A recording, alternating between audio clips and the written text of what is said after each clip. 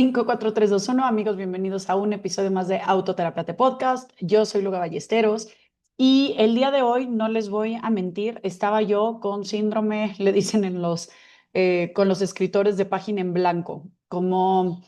pensando en tantas cosas de las cuales puedo hablar, tal vez no encontrando genuinamente en cuál, como no conectando emocionalmente con particularmente alguna, porque si bien creo yo que a nivel teórico hay muchos temas que pueden ser interesantes, creo yo que cuando se hablan con la mezcla de cabeza y corazón es cuando resultan de mucho mayor impacto en este espacio. Entonces, después de darle como algunas vueltas al asunto, me quedé pensando en que hay un tema que nunca he hablado de una manera directa en mi podcast, en los episodios que hablo yo sola. Creo yo que porque tiene que ver de alguna manera con, otra vez como lo habíamos platicado en ocasiones anteriores, un poco con síndrome del impostor, con tal vez que en algún momento no quería yo que se me ubicara como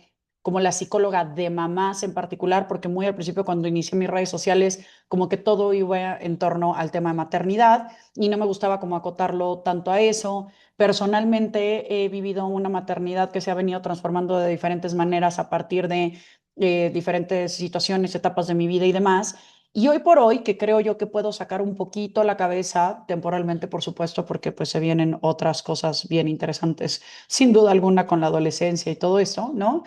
Creo yo que hoy por hoy me siento como un poco tranquila en lo que puedo notar de mi maternidad, en lo que puedo percibir de ella.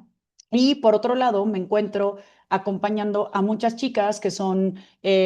o más jóvenes que yo o que tal vez se embarazaron un poquito más grandes, porque creo yo que me embaracé un poco joven, no mucho, pero un poco joven. Y ya de repente como que veo hacia atrás tal vez cosas que están viviendo ellas, asuntos que estamos viviendo en general las mujeres, ¿no? En ese sentido. Y creo yo que me pareció relevante hablar de este tema. Para no hacerlo sola y para no hacerlo solamente a partir de mis ideas, puse una cajita en Instagram como para ver qué temas querían ser escuchados, un poquito ahondar en ellos. Entonces no traigo una estructura así como tal del podcast que traiga demasiado orden, pero de alguna manera como revisar diferentes temas que creo yo que pueden ser útiles. Bueno, algo que debo de comenzar por decir en este episodio hablando de la maternidad es que yo creo que si hay algo más romantizado que la pareja y el príncipe azul, es la maternidad. No es, no puedo contar la cantidad de pacientes que han llegado a consulta hablándome de sus culpas de maternidad, pero por otro lado, todo lo que su mamá hizo que, entre comillas, no hace una mamá, ¿no? Tenemos estas nociones de maternidad como de marketing, ¿no? Como de esta mujer que se pone en cuclillas, que habla a los ojos con su hijo, que es paciente, que es nutricia, que es amorosa, que es paciente, que es juguetona, que se muere de risa, que todo fluye, qué tal. Y de pronto llegas a la jungla que es realmente la maternidad, ¿no? Que te trae así como a evidenciar un montón de temas y se vuelve como todo el tiempo un tema de contraste entre expectativa versus realidad. Creo que esto no pasa solamente en este contexto, pasa en absolutamente todos los contextos que vivimos, pero particularmente creo que en la maternidad, tanto para las que deseamos ser mamás desde chiquitas como para las que tal vez lo decidieron más grandes, se vuelve muy confrontador el vivir tu maternidad hasta que la estás viviendo. Todas estas cosas que tú te planteaste como una posibilidad de cuando yo sea mamá voy a hacer así o voy a evitar esto o voy a nunca repetir este patrón que tal vez hizo mi mamá o mi abuela o mi tía con respecto a tal, pero luego te encuentras haciéndolo. Hay un montón de expectativas alrededor del tema de la maternidad y no solamente tuyas, ¿no? También del entorno, o sea, como un poco, "Ay, ¿cómo vas a dejar que eso? ¿Cómo lo vas a sacar sin calcetines? ¿Cómo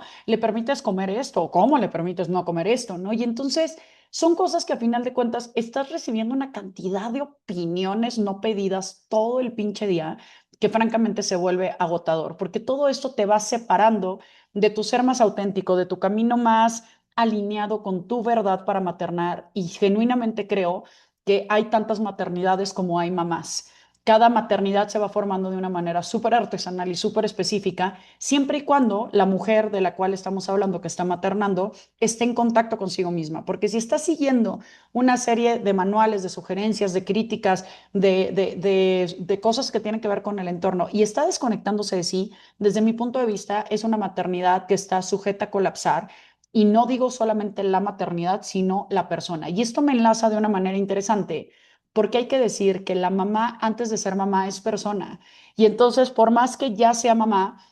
no es como que de pronto se va a encontrar ya lista con todos sus procesos internos para empezar a darle vida, cuidado y dirección a otro ser. Todo lo que traía cargando esa mujer que hoy por hoy está iniciando a ser mamá y no solo iniciando, sino siguiendo con la enormisísima labor de ser mamá, más allá de que tenga las cosas resueltas, por el contrario, ¿no? Se vuelven mucho más evidentes y mucho más confrontadores asuntos que se hayan quedado pendientes de su historia de vida anterior. En algún episodio yo hablaba de una metáfora que me parece muy útil que quiero retomar, que tiene que ver con una matrushka. La matrushka es esta, no sé si lo hemos visto, como un juguete artesanía rusa, que es una muñequita como así, como redondita, como si fuera un ocho, hagan de cuenta. Y entonces adentro de esa muñequita hay otras muñequitas y dependiendo del el nivel de artesanía, pues pueden haber, no sé, cinco matrushkas más chiquitas o ocho, las que tú quieras, ¿no? Pero el punto es que adentro de esa matrushka que visualmente estamos entendiendo, hay muchas otras pequeñitas que caben en este espacio. Y entonces cuando lo vemos así, así podemos ver el tema de nuestro transitar como personas. Es decir, sí, aquí está presente la Luga de 35 años, que es psicóloga, que está divorciada, que tiene una hija de 10 años, una hija de 6 años, y esta es la matrushka oficial que sale al mundo. Pero dentro de esta matrushka hay todas las demás anteriores, ¿no? La que estuvo casada, con hijas más chiquitas, conflictuada en la pandemia, etcétera. La que decidió embarazarse en su momento, la que tuvo X novio y la que estaba estudiando psicología y la que estaba viviendo con sus papás y la que se fue a estudiar hace mucho fuera de México. Y si así le vamos, ¿no? Rascando, pues hay muchas lugas que habitan dentro de mí. Y eso sucede con cualquier tipo de persona. Este episodio está un poquito más dirigido a las madres, pero no porque sea como descartable en tema de paternidad. No me atrevo a hablar de paternidad per se. Sería muy interesante invitar a un hombre a hablar de ese asunto. Pero bueno, creo yo que a nivel maternidad, y pues, si hay un hombre escuchando, creo que puede ser útil para tal vez comprender y vincularse con su propia madre o con su esposa o la madre de sus hijos, si es que esto suma, ¿no? Entonces, en el momento que todas estas versiones chiquitas de nosotros están a la mano, pues vamos a decir que de repente llegan, te arrancan el micrófono y ellas toman la batuta de qué es lo que se va a decir en lo que estamos moviendo. Y entonces hay momentos que nuestros hijos van a detonar que salga la yo de 6 años o la yo de 15 o la yo de 25 o la yo de 35 o incluso una yo más sabia que cabe en el momento que integramos todas estas versiones. Creo yo que eso es algo importante a decir en cuanto a la compasión que podemos llegar a tener de nosotras mismas con nosotras mismas. Hay por ahí una idea que me parece bellísima, no sé de dónde la saqué, pero que sabes la diferencia de cuando alguien tiene y no tiene hijos, cuando ves una escena de un berrinche terrible en un centro comercial y cuando alguien no tiene hijos piensa pobre niño y cuando alguien sí tiene hijos piensa pobres papás, ¿no? Porque cuando ya empatizas con lo que vivimos en cansancio, en exigencia, en todo lo que puede implicar esa parte de crianza, pues puedes ver con un poco de mayor claridad eso. Sin embargo, la autoexigencia que de pronto nos asignamos es demasiado agotadora. Mi queridísima teacher Lore, mi Miss de inglés de cuarto de primaria, que tengo el honor de seguir en contacto con ella,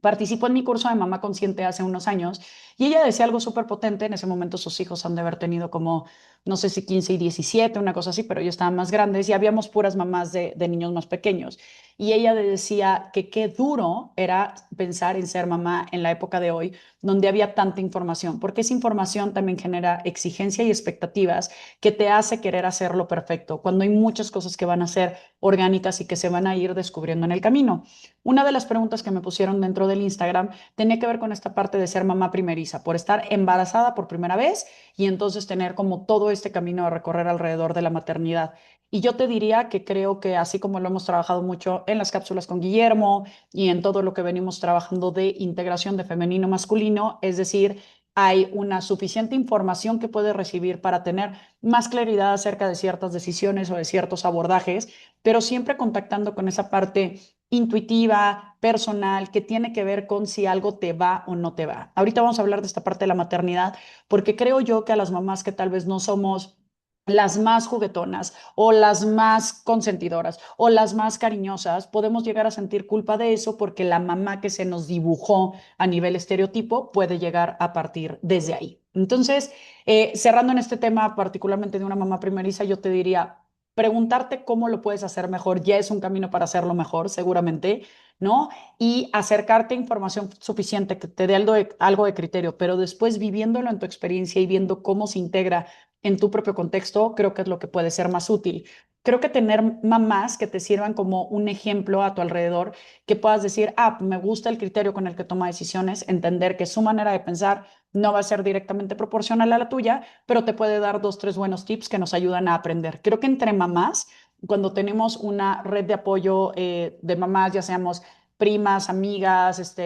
no como de las mismas mamás del colegio y demás, que estamos viendo que hacen sintonía con la maternidad que yo quiero entregar, entonces se vuelve muy útil ese laboratorio de observación en lo que tenemos en el entorno. Por otro lado, si tu red de apoyo o las personas que te rodean, tu contexto, tienen maternidades que para ti son hiper exigentes, como desde mi punto de vista, estas mamás, entre comillas, perfectas que cubren todos los rangos alimenticios, pero que mandan el lunch en formas de animalitos y de no sé qué, pero que mandan impecables los hijos peinados a la escuela, pero que además les va perfecto en las clases, pero que son líderes de la Asociación de Padres de Familia, pero que además están en todo, pero que además hacen esta parte de palomear, palomear, palomear, palomear. Para mi gusto es algo que exige demasiado. No estoy diciendo que estén mal las chicas que hagan esto, pero si para tu estilo de maternidad está siendo confrontador ese tipo de vínculos, también tomar esta distancia de entender que cada quien tiene su propio proceso. En mi proceso personal de maternidad, creo yo que desde que me embaracé de Sofía hasta que me divorcié, me di cuenta que yo me dediqué a cumplir casillas de perfección y de alcance en cuanto a soy trabajadora, pero soy amiga, pero soy hija, pero estoy estudiando al mismo tiempo, pero también soy mamá, pero también hago y hago y hago, y eran como casillas y casillas que estaban todo el tiempo palomeando que era capaz de hacer todo, y sin embargo llegó un momento en donde sentí un profundo vacío porque no estaba dedicándole esa atención íntima a mis vínculos que realmente me hacían sentir perteneciente. Había una satisfacción superficial de aquellas cosas que estaba logrando, pero no estaba logrando sentirme vinculada conmigo. Aquí algo importante es que creo yo que hay que aceptar que todas las mamás estamos continuamente cansadas, físicamente, emocionalmente, económicamente y de muchas maneras, ¿no? Entonces, esperar este altísimo rendimiento en donde tengo este cuerpo, pero estos ingresos, pero esta carrera, pero estos hijos, pero este lunch, pero esta casa impecable, es como, dude, encuentra qué vas a negociar y a qué vas a renunciar temporalmente para poder sostener el resto de las situaciones que van a estar flotando en el aire y para no volverte loca en el intento. Entonces, creo que algo que es importante es que la maternidad no es un personaje que tú tengas, sino es algo que se construye en relación. Que a final de cuentas, cada uno de nuestros hijos nos va a detonar diferentes cosas y nos va a hacer sentir más cómodos o más incómodos en cierto contexto. Yo me puedo sentir muy cómoda con una de mis hijas jugando juegos de mesa y muy cómoda con otra de mis hijas, tal vez echando chisme o un tema más de plática, ¿no? Una con una más en movimiento y con otra más en quietud. Y entonces, si yo estoy en un momento de movimiento, claro que la que es de menor movimiento me va a desesperar. Y si estoy en un momento en donde quiero profundizar en una conversación y demás, y la otra se quiere estar moviendo, me voy a sentir profundamente frustrada. Esto, hoy por hoy, yo teniendo dos hijas que son súper opuestas, pues me da la oportunidad de tal vez buscar este espacio de regulación con cada una dependiendo de la situación en la que me encuentre. Pero hay veces que tenemos un hijo, hay veces que tenemos tres, hay veces que, no sé, lo que sea, o que tenemos tal vez hijos de nuestra nueva pareja. Entonces, hoy las familias son tan variadas y tan diversas que no siempre se encuentra esta claridad de cómo nos relacionamos con ellos. Lo que sí es cierto es que cada maternidad que se va desarrollando tiene que ver con las personas con las que nos vamos relacionando. Y creo que es importante por eso tratar de darle algo de calma, que me queda claro que es complicadísimo. Sé que las mamás de hoy, y me lo ponían también en Instagram, estoy totalmente de acuerdo con ello, ¿no? Es el trabajo de completa oficina, ¿no? O sea, de verdad, mis respetos a esa forma de maternidad que tiene que ver con estar todo el día como en este horario extenso, porque a final de cuentas siempre sientes, yo creo que tienes una deuda con los diferentes contextos de tu vida. Y si estás medio librando la chamba y a tus hijos y tal vez la logística de casa, pues te está faltando un chorro tal vez de diversión o de ejercicio o de descanso o de sentirte un individuo personal, ¿no? Entonces, creo yo que uno de los rasgos más generosos que existen en la vida es esta parte de criar a otro ser, de dedicarte en mucha medida a su vida para que tú puedas asegurar que esta persona vaya creciendo al lugar en donde tú te lo imaginas. Y justo hace poquito estaba yo platicando con uno de mis pacientes y platicábamos de este reto de paternidad en donde cómo le hacemos para coexistir en el miedo a que nuestros hijos nos amen y seamos un lugar seguro para ellos, pero también para formarles el suficiente carácter para volverlos personas de bien. Porque a final de cuentas estás dedicando tu energía, tu tiempo, tu corazón, tu dinero, tu todo para eventualmente crear a una persona completamente autónoma que en la medida de lo posible no te requiera y que en dado caso pues tengan el honor de compartir una amistad como dos seres adultos. Y eso me parece un rasgo de desapego espiritual enorme, ¿no? Sí creo que los asuntos que se viven en la maternidad y en la paternidad están muy conectados con asuntos profundamente espirituales de desapego que vale la pena prestar atención, porque luego tenemos el otro lado que tiene que ver con esta expectativa de que mi hijo cumpla con aquello que yo no cumplí, que me refleja aquello que yo no soy o me refleja aquello que sí soy, pero que no quiero seguir viendo de mí. Entonces, para todo esto, equipo, yo francamente creo que sí puede ser muy útil un espacio reflexivo, ya sea con otras personas que están en un proceso de crianza o en donde te puedas vulnerar, en donde puedas compartir esta parte, en donde tal vez puedas tener alguna especie de terapia, alguna especie de algo que te ayude a hacer introspección, porque creo yo que en el día a día es bien fácil caer en la recurrencia de patrones alrededor de este tema sin que lo percibas como tal y por supuesto no viene de una mala intención. Creo yo que todos queremos hacer lo mejor que podemos con nuestros hijos, pero a veces no podemos hacer ni lo mejor que podemos con nosotras mismas. Entonces es como, y con otro ser, puta, si ni yo sé qué quiero en mi vida, ¿no? Y creo que justamente otra de mis queridas pacientes me mencionaba, ¿no? Como esta parte de cómo se transita en esto que tiene que ver con vivir lo más bonito y lo más terrible de la vida con lo que en teoría más amas. Y voy a decir lo que en teoría, porque hay veces que nos genera culpa el plantear que se supone que eres lo que más amo en la vida, pero igual a veces, ¿cómo me dan ganas de aventarte por la ventana?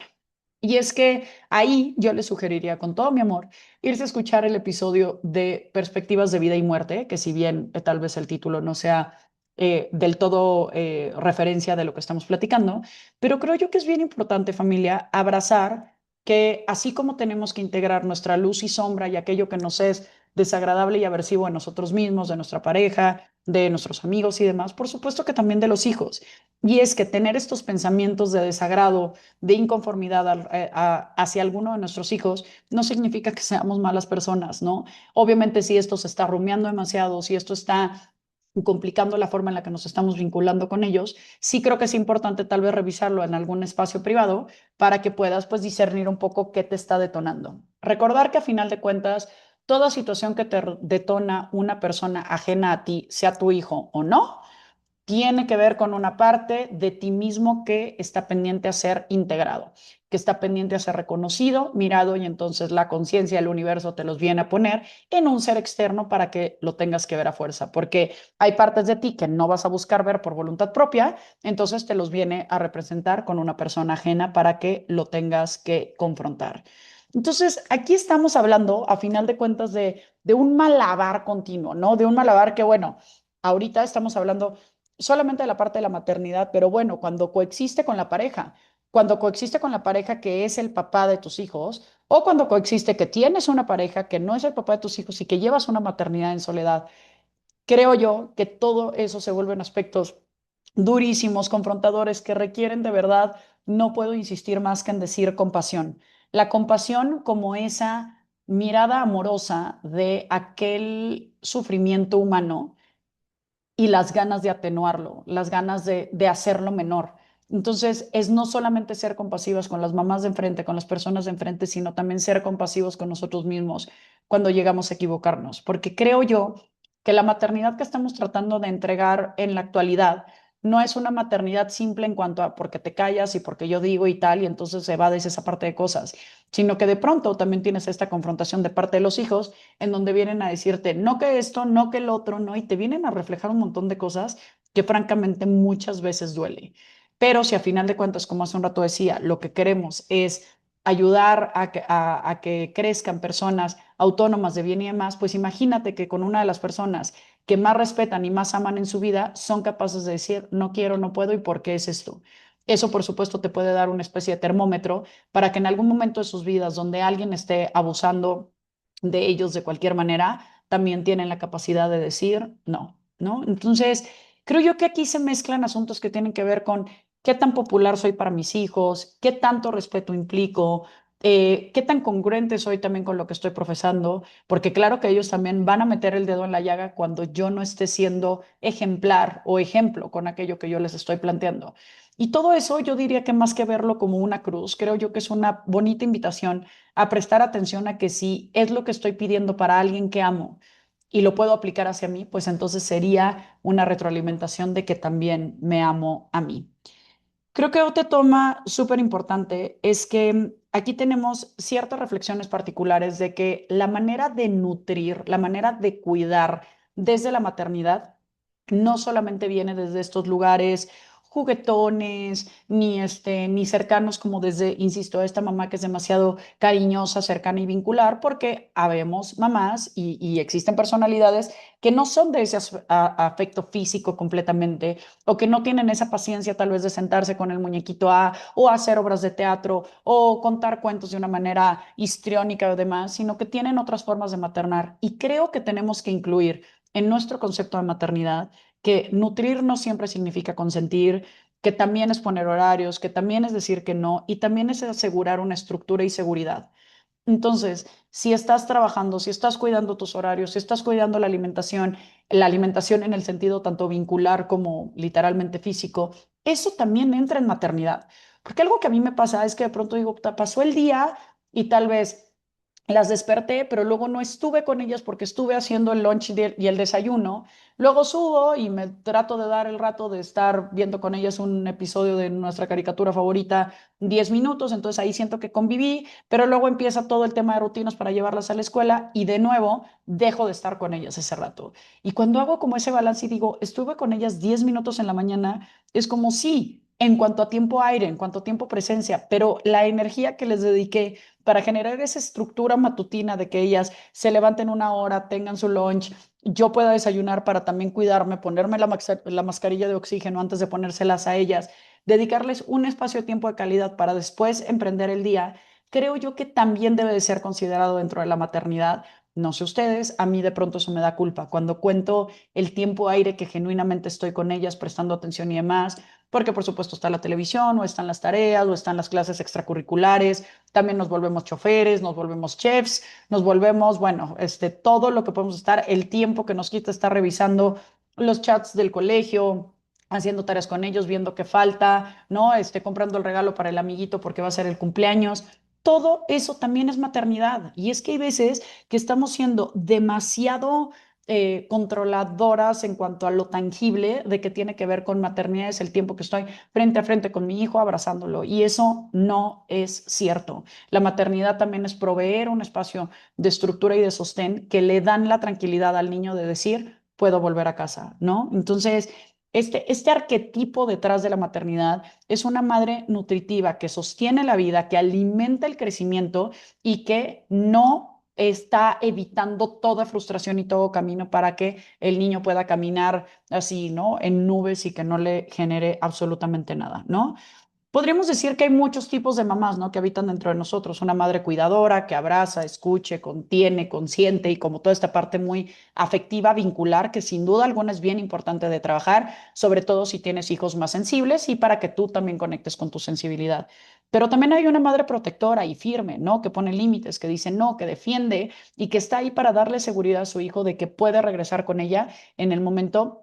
que requiera de algún cierto tipo de protección, ¿no? También está la mamá maestra, ¿no? La mamá maestra que enseña, que corrige, que confronta las cosas para que también este pequeño, este pequeña o ya ni tan pequeño, pueda ir generando ese criterio de discernir entre qué es importante y qué no es importante en su propia vida, ¿no? No solamente enseñar desde su experiencia, sino enseñarle a aprender, ¿no? Enseñarle a cuestionarse y a generar una mayor curiosidad. Y por supuesto está la madre visionaria, ¿no? La que tiene que ver hasta dónde puede llegar su hijo, la que lo impulsa a crecer, la que mira un plan de familia, un plan a largo plazo que tiene que ver con economía, con sostén de la casa, con dinámica vincular y con todo lo que tiene que ver en el largo plazo para que cuando en el momento de la crianza haya una mezcla de ello. Entonces estamos hablando de la madre cuidadora, protectora, maestra y visionaria. Entonces, probablemente tú hoy te sientas tal vez un poquito floja en la madre visionaria o en la madre cuidadora o en la madre protectora porque eres sobreprotectora y a todo dices que sí. Entonces, yo te diría solamente trata de pensar que esas partes de la maternidad a las que les huyes porque crees que pueden ser demasiado duras o que no van en tu concepto de maternidad, sería útil sentarte a cuestionarlas. Y muchas veces tienen que ver con la relación que tú tienes contigo misma y por supuesto con la maternidad que recibiste. Creo yo que algo bien importante es que muchas veces estamos maternando desde un patrón inconsciente asumido de la maternidad que recibimos o desde una aversión a la maternidad que recibimos buscando hacer lo polar opuesto. Y eso eventualmente va a cobrar factura porque no tiene libertad. Platicábamos en el episodio de constelaciones de esta parte de las lealtades familiares que se repiten o de las contralealtades en donde yo quiero hacer lo polar opuesto, pero de cualquier manera estoy esclavizado a los patrones familiares. Entonces creo que es bien importante como sentarme a pensar cómo yo puedo maternar de una manera que me dé paz, cómo yo hago sentido en este camino y tal vez por estar buscando ser una mamá que me imaginé, una mamá que se me impuso, una mamá que se me sugirió o una forma de maternidad que se me criticó, entonces estoy haciendo algo ajeno a mí y yo no sé si ustedes coinciden conmigo,